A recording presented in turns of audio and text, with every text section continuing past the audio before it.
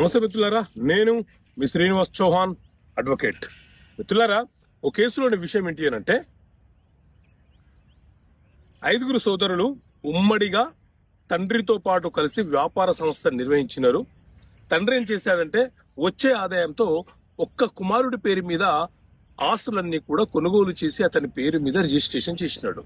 తండ్రి చనిపోయిన తర్వాత ఆ పెద్ద కుమారుడు ఏం చేస్తున్నాడంటే ఆ ఆస్తి నా ఒక్కరిది, నేను కొనుగోలు చేసిన నాకు మాత్రమే హక్కులు ఉంటాయని చెప్తున్నాడు. ఇలాంటి సందర్భంలో మిగతా సోదరులకు హక్కులు సంక్రమించే అవకాశం ఉంటుందా అంటే మిత్రులారా, 2012లో సుబ్బారావు వర్సెస్ వెంకటేశ్వరరావు అనే కేసులో ఉమ్మడి ఆంధ్రప్రదేశ్ హైకోర్టు ఒక కీలకమైనటువంటి తీర్పునిచ్చింది.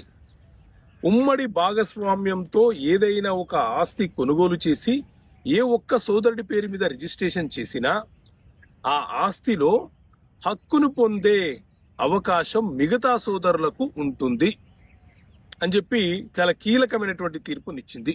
కాకపోతే ప్రూవ్ చేసుకునే బాధ్యత మిగతా సోదరులకు కూడా ఉంటుంది.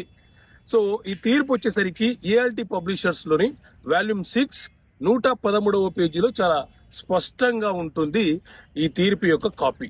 ఓకే మిత్రులారా, థ్యాంక్ యూ. జై హింద్.